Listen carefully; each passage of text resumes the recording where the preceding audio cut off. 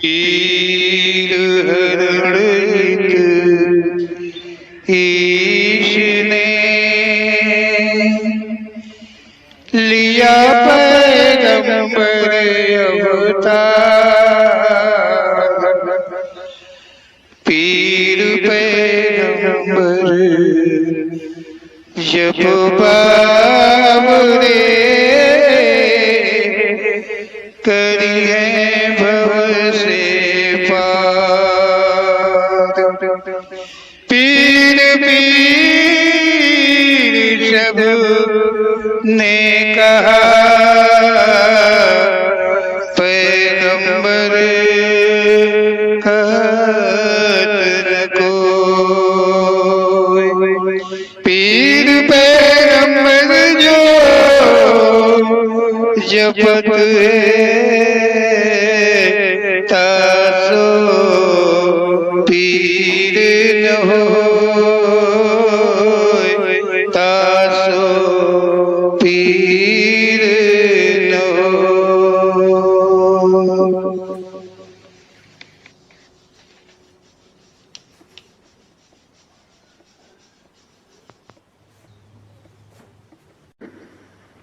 प्रिय श्रद्धालुओं, ओम श्री पीर पैगंबर जी की मर्जी के द्वारा दरबार के जो नियम हैं वो निर्धारित हुए हैं। इसमें नियम मानव के प्रति, जानवरों के प्रति अलग अलग हैं। ये पुस्तक भी छपी है नियमों की। नियमों का पालन सभी श्रद्धालुओं को करना पड़ता है, चाहे वो मरीज रूप में आया हो, चाहे वो भक्त रूप में आया हो, चाहे वो श्रद्धा के रूप में आया हो, उसे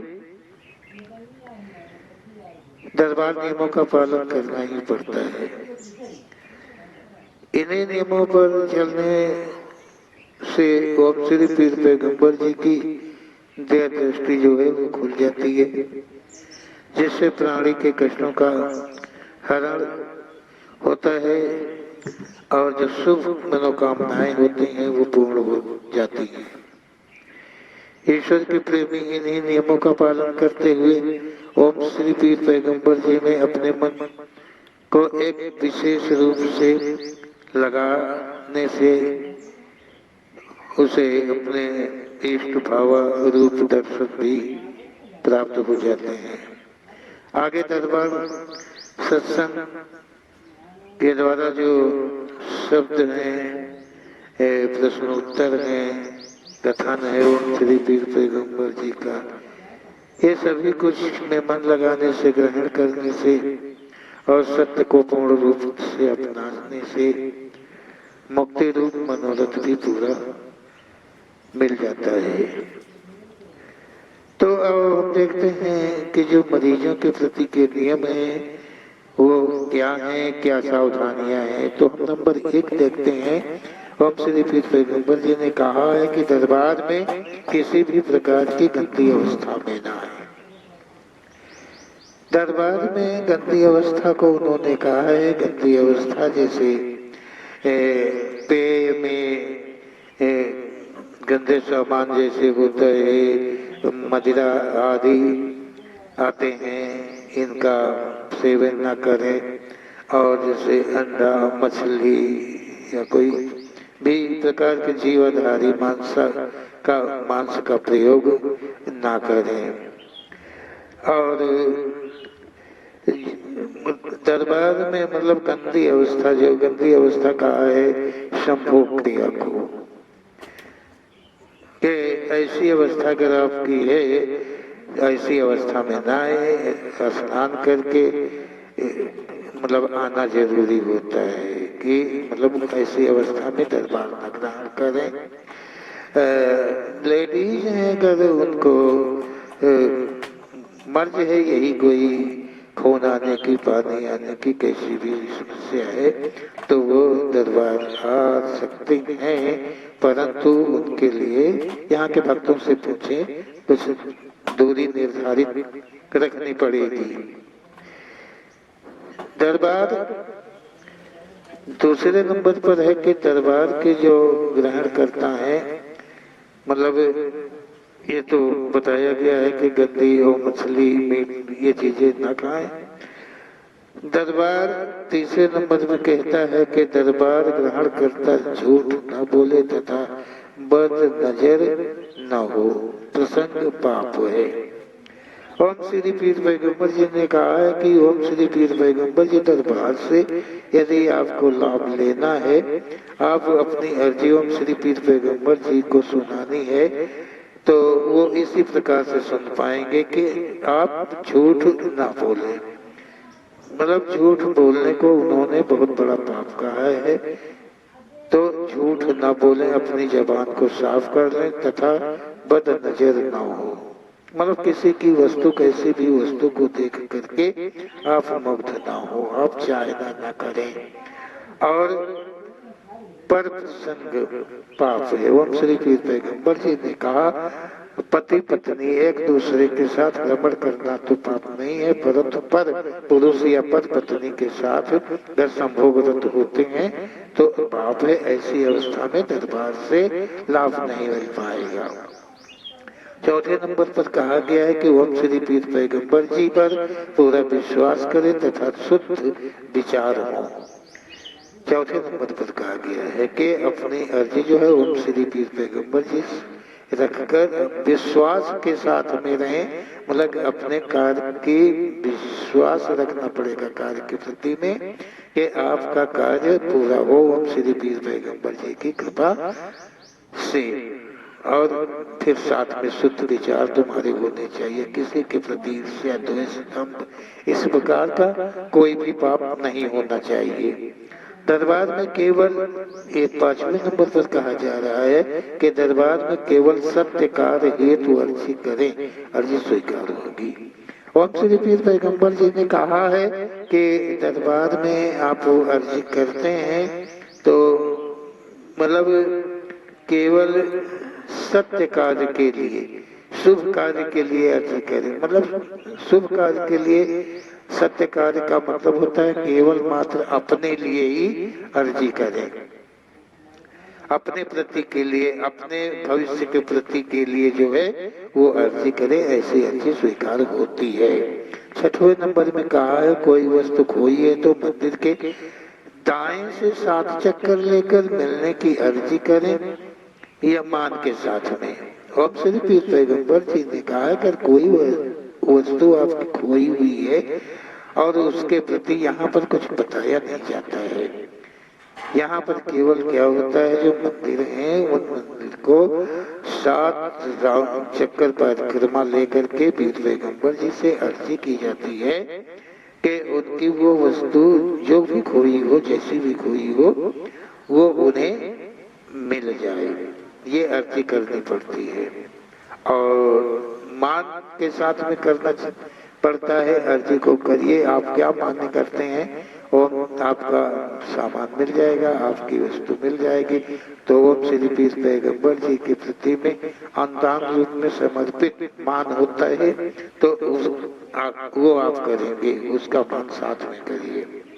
नंबर 7 में कहा गया है मंदिर के चक्कर घर वापस जाने के वक्त लगावे, साथ में अपने काम की अर्जी करते जाऊं। ओम श्री पीर पैगंबर जी ने कहा है 7वें पॉइंट पर कहा है उन्होंने कि जब आपका बात यहाँ पर दरबार में हो गई, पूरी हो गई है, पहले तो आप आए प्रसाद चढ़ाए 1 राउंड मंदिरों के लिए, उसके बाद में आपका जो कार्य था वो बात हो गई, अब घर जाने का वक्त है, आपने प्रसाद ले लिया है तो प्रसाद ले लिया है या अभी नहीं लिया है तो भी ठीक है। ऐसी अवस्था में जब आप घर जा रहे हो तो मंदिर के साथ चक्कर लेने के साथ साथ में अपने काम की अर्जी ओम श्री पीर पैगंबर जी करके जाएंगे। और 8वें नंबर पर कहा है कि आपका काम हो कोई मान अपने में करें, संचालक व दरबार में ना कहें। 8वें नंबर पर यह कहा गया है कि आप किसी कार्य के लिए आप कोई मान किए हैं कि ओम श्री हमारा काम हो जाने के बाद में हम ओम श्री पीर पैगंबर जी में क्या खर्च करेंगे, क्या बनाएंगे, क्या मतलब जैसा भी आपका मान हो उसके प्रति के लिए ये 8वें पॉइंट पर कहा गया है कि दरबार जो संचालक है या दरबार के अंदर किसी से ये ना कहें कि हमारा काम हो जाने के बाद में हम ये चढ़ावा चढ़ाएंगे, ये किसी से ना कहें, वो अपने मन के अंदर में रखें।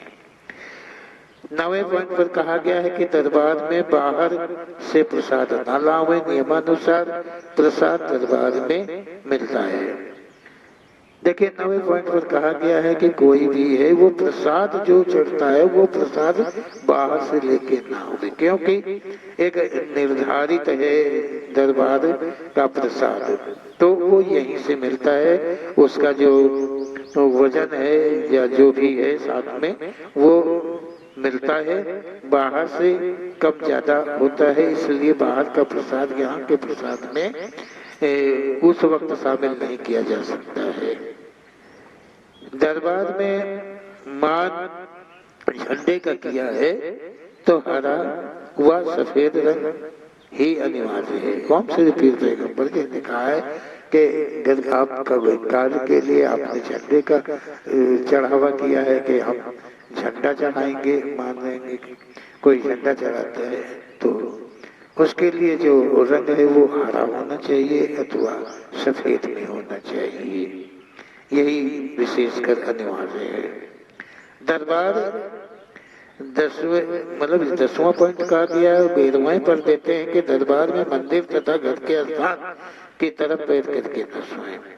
11वें पॉइंट में कहा गया है कि आपके लिए अगर दरबार से सेवा मिली हुई है, आप दरबार की सेवा घर में कर रहे हैं, सेवा मतलब 2 अगरबत्ती जलाने का आदेश आपको हुआ है, जैसे भी सेवा आपको मिली हो, घर में कोई स्थान नियुक्त कर लिया है या यहाँ दरबार के अंदर प्रांगण के अंदर में जहाँ मंदिर है यहाँ पे मतलब उधर को पैर करके न सोए।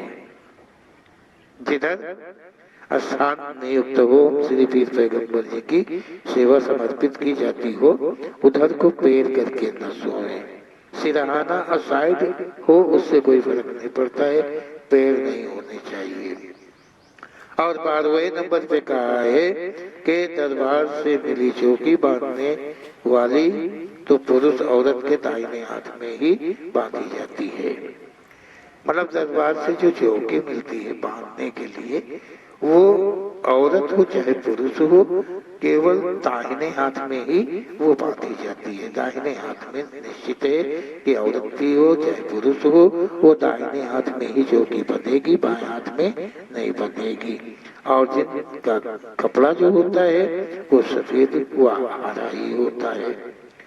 नादान बच्चे को चौकी प्राय गले में बांधी जाती है, आदेशानुसार बांधी जाती है। देखो 10 साल के जो छोटा बच्चा होता है नीचे वाला 10 साल के होता है, ये 14वें नंबर पर 13वें नंबर पर दिया जा रहा है कि जो छोटा बच्चा है 10 साल के नीचे है उसके गले में चौकी बांधी जाती है और 10 साल के बाद में वो चौकी दाहिने हाथ में चली जाती है, बांधी जाती है। तो दरबार में प्रथम बार अपना नाम लिखवा दें तथा जो अनुदान नियुक्त है वो जमा कर दें। 14वें नंबर पर दिया गया है श्रद्धालु के लिए कि दरबार में पहली बार आप आए हैं तो जो दरबार में अनुदान रूप में नियुक्त है धनराशि वो जमा कर दें, अपना नाम लिखवा दें और वो जमा कर दें। ये कहा गया है जितना भी निर्धारित हो ये सब बदलता रहता है, चलता रहता है, तो जो निर्धारित उस वक्त में चल रहा हो वो आपको अनुदान रूप में धन राशि जो है जमा करनी पड़ेगी। ये जो नाम लिखना और धनराशि का मतलब ये होता है ये श्रद्धालु के मतलब प्रति के लिए है, सुविधा के लिए होता है। दरबार 15वें नंबर पे चल रहे हैं कि दरबार से मिली चौकी ध्यान से सुन ले, बताए समय के अनुसार ग्रहण करें। मतलब ये है कि जितने समय पर यहाँ पर चौकी आपको दी जा रही है, दरबार में दी जा रही है, उतने समय ध्यान से क्लियर कर लें कि चौकी आपको कैसे यूज करने के लिए दी गई है, कैसे इस्तेमाल उसको करेंगे। लगातार के दिए जा रहा है, एक दिन छोड़ के लिए दिया जा रहा है, या दिन के लिए दिया जा रहा है, दोपहर के लिए दिया जा रहा है, मतलब किस प्रकार के लिए दिया जा रहा है उसको ठीक से समझ लेना चाहिए। और आगे कहा है कि 16वें नंबर पर कहा है कि भस्मी भभूत जो यहाँ की होती है दरबार से मिलती है, साथ में प्रसाद के साथ में मिलती है, जो हर कास्ट के समय खाई जाती है और दर्द में लगाई जाती है, पैर को तलुए छोड़कर। तो 16वें नंबर पर कहा गया है कि जो यहाँ की भस्मी होती है वो श्री पीर पैगंबर जी दरबार के प्रसाद के साथ में जो मिलती है वो एक विशेष है। इसलिए कि जब भी कोई भी कष्ट मरीज को, श्रद्धालु को, किसी को भी हो, तो वो भस्मी ही पहले दी जाती है। अगर दर्द कहीं हो रहा है, कहीं भी हो रहा है, तो पैर के तलुए को छोड़कर मतलब वो भस्मी उस दर्द के स्थान पर लगाई जाती है, पहले थोड़ा खाई जाती है, फिर लगाई जाती है, फिर पैगंबर से अर्जी किया जाता है, फिर वो दर्द कष्ट जो होता है उसमें आराम मिल जाता है, शीघ्रता से आराम मिल जाता है। यदि पैर के तलुए में कदाचित कोई बात फ्रिक्शन हो, दर्द हो, घाव हो, कोई चीज हो, तो बस में ऊपरी भाग में लगाई जाती है, बल्कि तलुए में नीचे नहीं लगाई जाती है। दरबार ग्रहण के बाद ये 17वां पॉइंट है कि दरबार ग्रहण के बाद सभी इलाज बंद कर दें। यदि दरबार मर्ज साबित करेगा तो इलाज बताएगा या फिर इलाज की छूट देगा। हाँ, तो ये 17वें नंबर पर दिया गया है कि दरबार में मरीज के आने पर जो दवा इलाज हुआ करते हैं वो बंद हो जाया करते हैं। हाँ, ये होता है कि दरबार यदि मर्ज साबित कर लेता है कि वे मर्ज है, दवा से ठीक होगा, तो ये दरबार खुद ही छूट देगा आपके लिए इलाज के लिए, या तो इलाज बताएगा या तो फिर इलाज के लिए छूट कर देगा कि तुम्हें इसकी दवा करानी पड़ेगी, तुम्हें यहाँ से जाना पड़ेगा। और 18 नंबर पर देते हैं कि दरबार से मिली चौकी व भस्मी समय से चलती है, किसी प्रकार की गंदी अवस्था हो जाने पर बंद नहीं होती है। और श्री कृष्ण पैगंबर जी ने कहा है कि जो आपका मरीज है और चौकी उससे खाने के लिए मिली है या भस्मी खाने के लिए उससे मिली है, तो वो जिस प्रकार से मिली हुई है वो उसी प्रकार से, ये 19वें नंबर के पॉइंट पर दिया गया है कि वो उसी प्रकार से चलती रहेगी, भले ही गंदी अवस्था हो, लेकिन वो चौकी और भस्मी वैसे ही चलती रहेगी जिस प्रकार से आदेश हुआ है। और 20वें नंबर पर देखते हैं कि यदि चौकी स्पेशल के मिली है तो उन्हें सुरक्षित रख ले। हाथ की चौकी खराब होने पर उन्हीं से बांध ली जाती है या कष्ट के समय खाई जाती है, अर्जी के साथ में घर के हर सदस्य को ये काम आती है। देखिए, ये जो नंबर है 20वां है और इसमें ये कहा गया है कि घर आपको सुरक्षित रखने के लिए चौकी मतलब स्पेशल कह के दी गई है, तो उसे आप सुरक्षित अपने पास अपने घर में रखेंगे। कभी हाथ की चौकी कर आप दरबार से बंधवा ली है, चौकी नामलेशन करवा के, तो आपके हाथ की चौकी गिर गई है, तो स्पेशल की जो चौकी है उससे आप चौकी बांध सकते हैं। स्पेशल की चौकी उसके हाथ में नहीं बांधी जाएगी जिसने दरबार में एंट्री नहीं करवाया है, नाम नहीं लिखवाया है, उसके न बांधे, क्योंकि उसमें कोई लाभ नहीं होगा। तो जैसे चौकी खराब हो गई आपको पता है कि ये गलती से चौकी गिर गई, खराब हो गई, कोई बात हो गई है, तो उससे स्पेशल से बांध सकते हैं। या कोई कष्ट है, तकलीफ है, दर्द है, तो आप ओम श्री पीर पैगंबर जी से अर्जी करके और उस चौकी को खा सकते हैं। घर के उस सदस्य के काम वो चौकी आएगी जो जैसे माता पिता है, अविवाहित के लिए और विवाहित पति पत्नी एक दूसरे के लिए चौकी ये खाने के काम आ जाएगी। अर्जी करना पड़ता है कि क्या तकलीफ है और ओम श्री पीर पैगंबर जी उस तकलीफ को दूर करें, ऐसी अर्जी करके वो चौकी खा ली जाती है।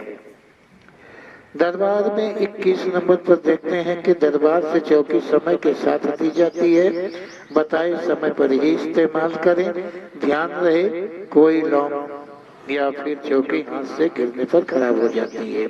21वें नंबर पर ओम श्री पीर पैगंबर जी ने कहा है कि दरबार से चौकी जो है मिलती है खाने के लिए, जिसमें 2 लोग होते हैं और वो बताए समय पर ही खाए जाते हैं। अगर आपको शाम को खाना के बाद कहा गया है तो खाना के बाद खा लें, या दिन के लिए कदाचित कह दिया गया है तो दिन में खा लें। जब के लिए कहा गया है उस समय को सही रूप से जान दें और उसका यूज इसी प्रकार करें।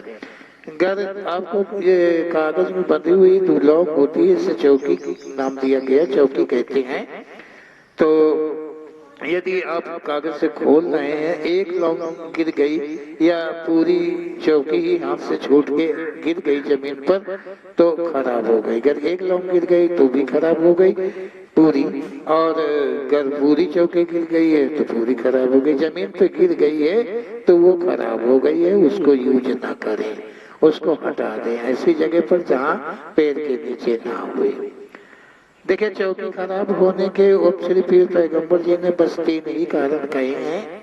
एक तो जमीन पर गिरने से कहा है कि जमीन के ऊपर चौकी गिर जाएगी तो वो खराब हो जाएगी।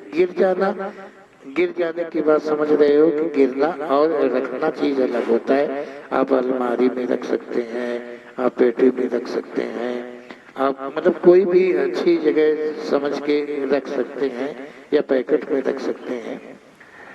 और एक कारण ये है, और दूसरा कारण कहा है कि लाश को छू लेने से चौकी खराब हो जाएगी। क्या चौकी बांधे हुए हैं और लाश को अगर आप छू लिए हैं तो फिर आपकी चौकी खराब हो गई है। लाश मतलब जो देख रहे हैं लोग या तुम खुद ही देख रहे, मरीज देख रहा है लाश को, लेकिन लाश को छुआ नहीं है, और जिन लोगों ने छुआ है उसने अगर मरीज को छू लिया है तो चौकी खराब नहीं होगी।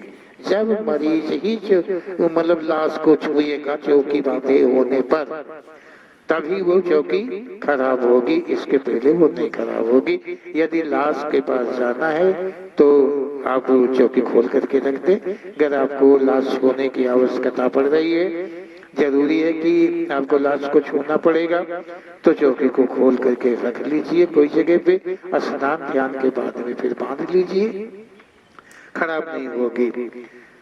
और तीसरा इसी में है कि शौर कमरे में प्रवेश करने से, यदि मतलब सौर कमरा कहते हैं, सौर कमरा में जो 7, 8, 9 दिन कोई भी दिन निश्चित होते हैं जहाँ पे जच्चा बच्चा का प्रथम निवास दिया जाता है, उसे सौर ग्रह कहते हैं। तो सौर ग्रह में अगर चौकी बांधे होने पर आप अंदर जाते हैं तो फिर आपकी चौकी खराब हो जाएगी।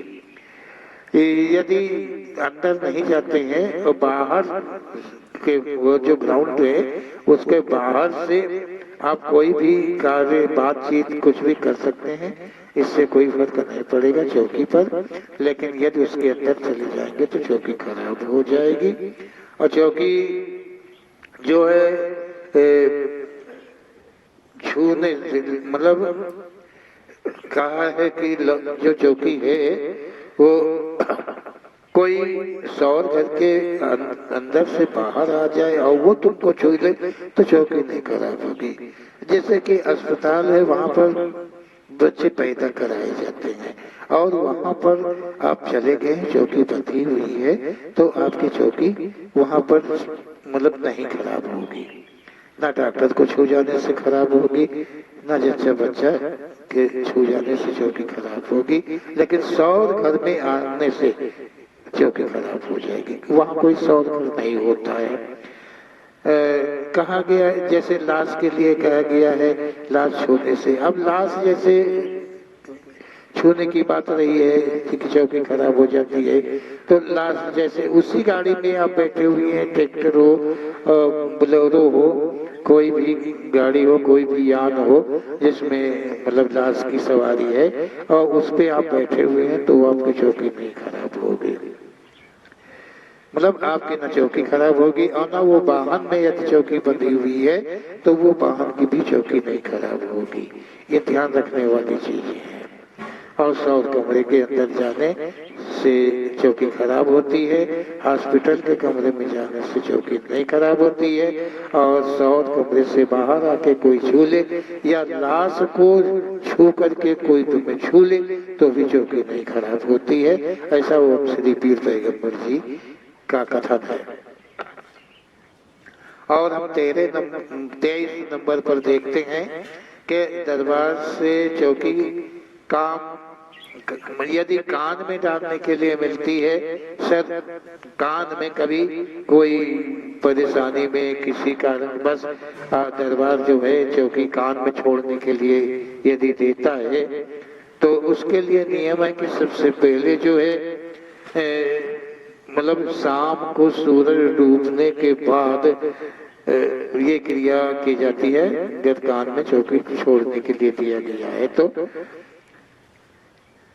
तो साफ पानी लें, साफ पत्थर ले लें और फिर जो चौकी है कागज में जो 2 लौंग बंधे हैं उनको इस प्रकार से खोलें कि वो गिरने ना पाए, और दाहिने हाथ से दोनों के पीछे के भाग पकड़ ले, अग्र भाग को उस पत्थर पर घिसे, थोड़ा पानी डाल के 2 बूंद पानी डाल के उसको घिसे, थोड़ा ही से घिसे, ज्यादा नहीं घिसने की जरूरत है, और थोड़ा घिस करके उसमें चम्मच में ले ले और पानी मिला करके 1 2 2 3 3 बूंद जो भी आता है दोनों कानों में छोड़ दे। उसका तरीका यही है।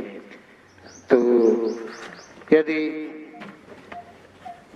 बच्चे के लिए दिया गया है तो बच्चे के लिए भी यूज ऐसे किया जाएगा। घिसने से मतलब जो घिसा है, थोड़ा घिसा गया है ना, तो ध्यान रखें कि वो जो चौकी घिसी गई है वो उसी पत्थर में रख लेनी चाहिए, पहले कान में छोड़ देना चाहिए, उसके बाद में जो बची हुई शेष चौकी है घिसने से वो उसी मरीज को खिला दी जाएगी। ध्यान रखना चाहिए कि वो चौकी कहीं बाहर नहीं की जाएगी, बची हुई चौकी वो उसी मरीज को खिला दी जाएगी। तो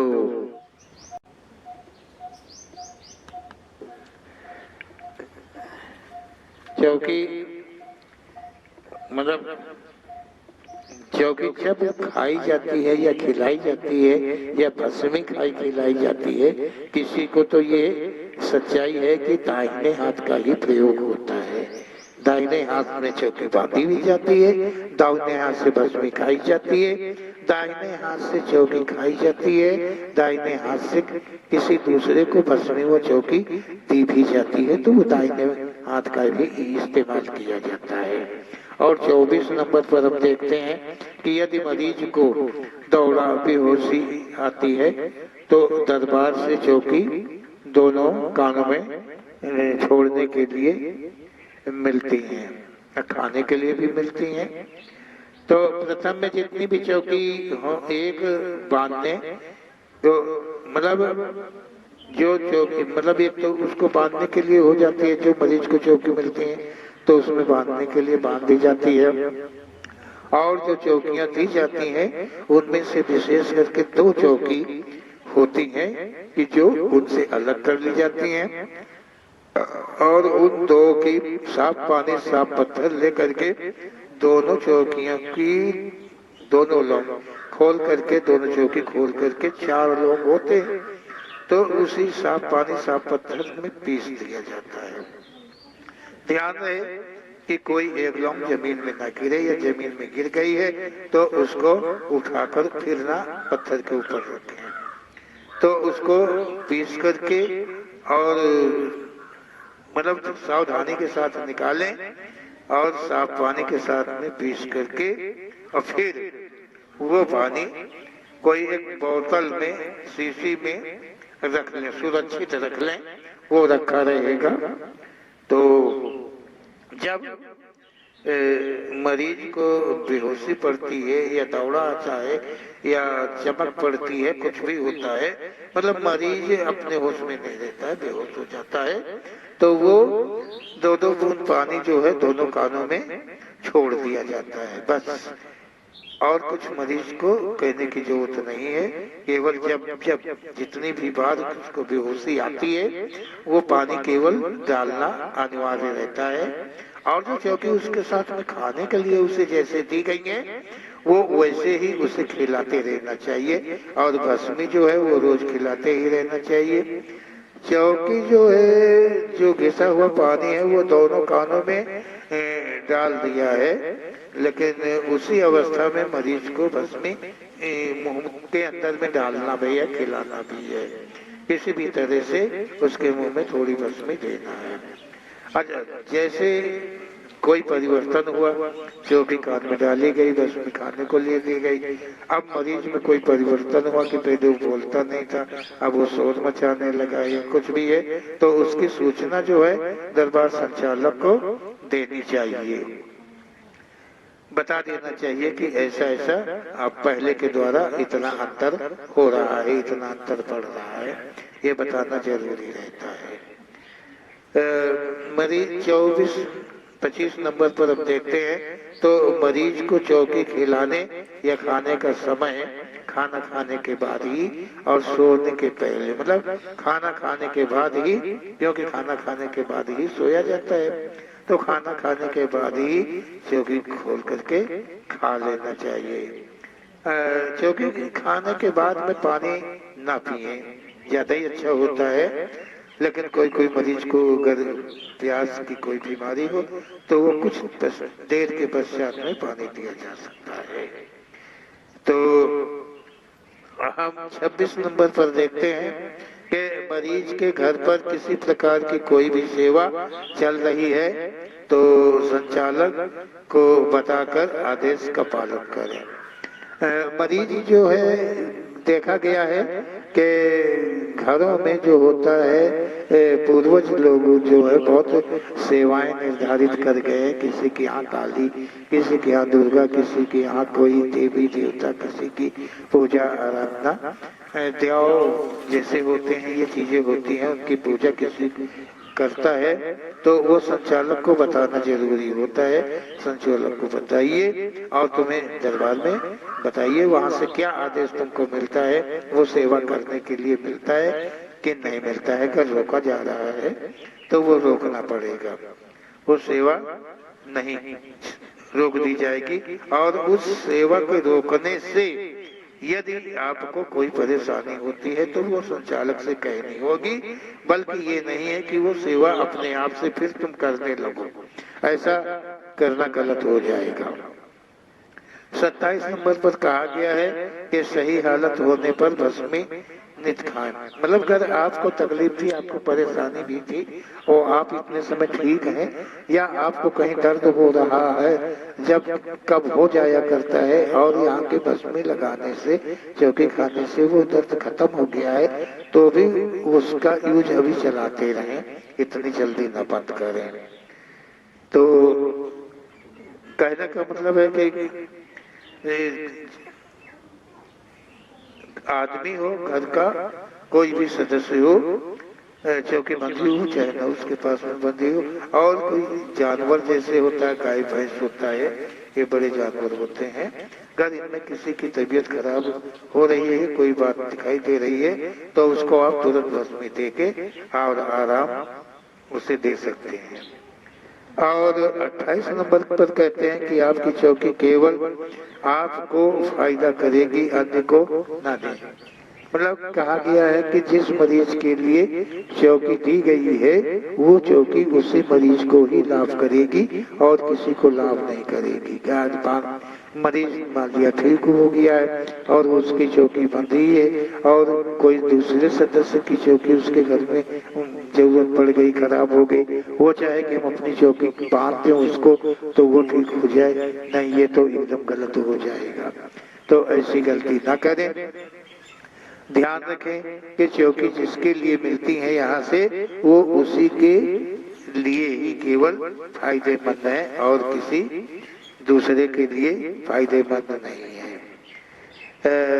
29 नंबर पर देखते हैं तो मरीज को अन्य जगह दिखाना चाहे या इलाज कराना चाहे तो संचालक से कहकर छूट ले लें। इस देखिए इसमें कहा गया है कि तुम्हारा मरीज है और तुम्हारा विश्वास नहीं जम रहा है, दरबार से कार्यक्रम चल रहा है लेकिन तुम्हारे विश्वास नहीं जम रहा है, लगता है कि तुम्हें और जगह दिखा लेना चाहिए, कोई डॉक्टर को दिखा लेना चाहिए या नाउत को, झाड़ फूक को दिखा लेना चाहिए, तो तुम यहाँ दरबार से पहले छूट ले लो कि हम बताओ कि हम अपने मरीज को वहाँ पे दिखाना चाहते हैं और हमको मतलब छूट चाहिए कि हम अपने मरीज को दिखा लें। तो ये बात संचालक से कह के और इसके लिए छूट करवा लेना जरूरी है। ये नहीं है कि मरीज को चौकी बंधी हुई है और आप इलाज के लिए ले गए हैं और वहाँ पे चौकी खोल दी गई है या आप खोल दें या वहाँ खुलवा दी गई है और फिर कोई नुकसान हो सकता है। इसके लिए दरबार कोई जिम्मेदार नहीं होगा क्योंकि आदेश लेना यहाँ पर जरूरी है। 30 नंबर पर देते हैं कि यदि दरबार से सेवा का आदेश मिला है तो साफ अवस्था में शाम सूरज डूबने के बाद केवल 2 अगरबत्ती जलाई जाती हैं तथा साथ अपने काम की अर्जी की जाती है और यदि लोभान का आदेश मिला है तो अगरबत्ती की साथ ही नित जलाया जाएगा, उसकी जो भस्म है काम में ले ली जाएगी। 30 नंबर पर ऐसा कहा है ओम श्री पीर पैगंबर जी ने कि दरबार से अगर आपको सेवा मिली है, एक सेवा मिलती है अगरबत्ती जलाने के लिए, इसलिए मिलती है कि आप अपनी अर्जी वहां पर कर सकते हैं। तो ये 2 अगरबत्ती सिर्फ जलाई जाती हैं आदेशानुसार, कोई अपने से न जलाए, पहले यहाँ आदेश लेना चाहिए, आदेश मिलता है आदेश ले लेना चाहिए, आदेश हो गया है तो बत्ती जलाएंगे शाम सूरज डूबने के बाद। कोई नियुक्त स्थान आपको अपने घर पे अपने निवास पे करना चाहिए और ये बत्ती कहीं भी आप जला सकते हैं। अगर आपको सेवा का आदेश है कहीं दूसरी जगह कोई गांव गए हैं कहीं गए हैं और तो वहां बत्ती आप जला सकते हैं, कोई स्थान पे अपनी बत्ती जला सकते हैं ओम श्री पीर पैगंबर जी के नाम से, इसमें कोई रोक नहीं है। तो कहने का मतलब है कि अगर लोभान साथ में लोभान की सेवा आपको मिली है तो किसी कारण बस लोभान की भी सेवा मिल जाती है तो अगरबत्ती के साथ ही लोभान देना पड़ता है, जलाना पड़ता है। अब वो रोज के लिए मिला है कि केवल बृहस्पतिवार का आदेश है, मतलब जैसा हो उसी के अनुसार लोभान जलाया जाता है और सही जानकारी कर लें कि लोभान कैसे जलाया जाता है, अर्जी कैसे की जाती है, ये जानकारी कर लें और उससे जो भस्म तैयार होती है वो भस्म काम में ली जाती है। वो लोभान जो जलाने का आदेश है वो लोभान ये नहीं है कि कोई आप दुकान से लेके जलाना चालू कर दे अपने घर पे या बिना आदेश के अगरबत्ती अपने घर में जलाना चालू कर दे, इससे आपका भारी नुकसान हो सकता है। 31 नंबर पर देखते हैं कि सेवा का आदेश गंदी हालत है तो अगरबत्ती उतने समय तक न जलाएं, विशेषकर औरतों के लिए सेवा अगरबत्ती अन्य कोई बिना आदेश के न जलाएं। तो देखिए इसमें 31 नंबर पर दिया गया है कि मतलब जो सेवा का आदेश है, दालू को सेवा का आदेश मिला है तो वो गंदी हालत में अगरबत्ती नहीं जला सकता है जब तक कि वो साफ सुथरा ना हो जाए, नहा धो के। तभी बत्ती वो जलाएगा। और औरतें जो है, अगर औरतों के लिए अगरबत्ती जलाने के आदेश हुआ है, किसी औरत को हुआ है, तो उसको भी गंदी अवस्था में जो 2-3 दिन कुछ भी लगते हैं, तो वैसी अवस्था में वो अगरबत्ती नहीं जलाएगी, चौकी बंदी रहेगी। और जब सफाई हो जाएगी, साफ हो जाएगी, तो वो अगरबत्ती फिर से अपनी जगह फिर जलाने लगेगी। ऐसा नियम है। हाँ, ये बत्ती जो जलाने के लिए मिलती हैं, ये इसलिए मिलती हैं कि वो अपनी अर्जी जो है, अपने काम की अर्जी जो है, अपने भविष्य की अर्जी है, अपने परिवार की अर्जी है, वो आराम से वहीं पे कर सकते हैं। क्योंकि आदेशानुसार अगरबत्ती जलाने से और ये लोहान वगैरह जलाने का अगर आदेश मिलता है, तो वो सीधा ओम श्री पीर पैगंबर जी का संपर्क बनता है। और 32 नंबर पर देखते हैं कि सेवा फल यदि निश्चित स्थान पर नहीं है, तो जहाँ हो वहीं अगरबत्ती जलाएं, जिससे सेवा का न टूटे। देखो, सेवा का आदेश है और सेवा का स्थान कोई नियुक्त है, आपके घर पे है या कोई मंदिर पे है, कहीं भी आपने बना रखा है, जहाँ भी चाहे, जहाँ के लिए आदेश मिला, तो वो ठीक है, अगरबत्ती जलाई जाएगी। सेवा का क्रम ना टूटे, इसके लिए अगरबत्ती जो है वो कहीं भी जलाई जा सकती है।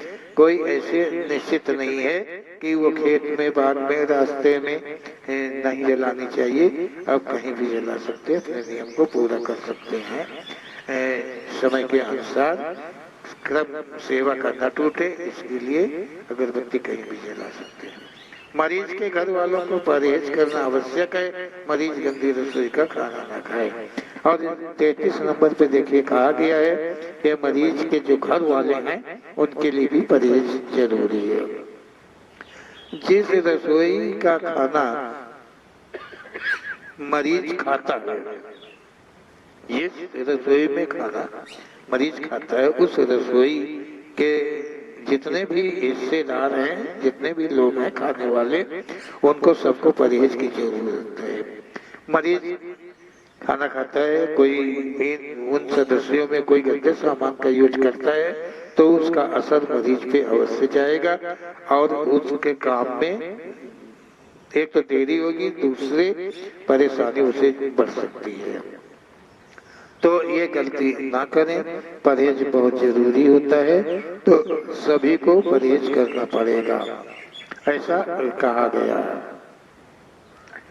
ये 33 नंबर पे कहा गया है और 34 नंबर का कहा गया है, माहवारी में चौकी खराब नहीं होती है। जो लेडीजों के लिए अभी कहा गया था, तो उसके लिए कहा गया है कि माहवारी जो होती है, जिसमें भी 2-3 दिन बताए गए थे, तो वैसी अवस्था में चौकी खराब नहीं होती है। ओम श्री पीर पैगंबर जी कहते हैं कि चौकी उस अवस्था में बाकी रहेगी। केवल कर अगरबत्ती जलाने का आदेश होता है, तो ऐसी अवस्था में अगरबत्ती नहीं जलाई जाएगी। और ऐसी अवस्था में यदि मतलब मजबूरी है, ऐसी अवस्था है, तो दरबार जो है आ सकते हैं, लेकिन यहाँ के भक्तों से मिलकर उतनी ही दूरी बना के रखना पड़ेगा और जो प्रसाद है तुम्हें मिलेगा। ऐसा ओम श्री पीर पैगंबर जी का कथन है, जो कि श्रद्धालुओं के प्रति में, मरीजों के प्रति में कहा है। तो हम सबसे अनुरोध करते हैं कि आप सभी जो है इन नियमों को भली बात सुने और समझें, और जो कहा गया है, जितना कहा गया है वही करने का प्रयास करें।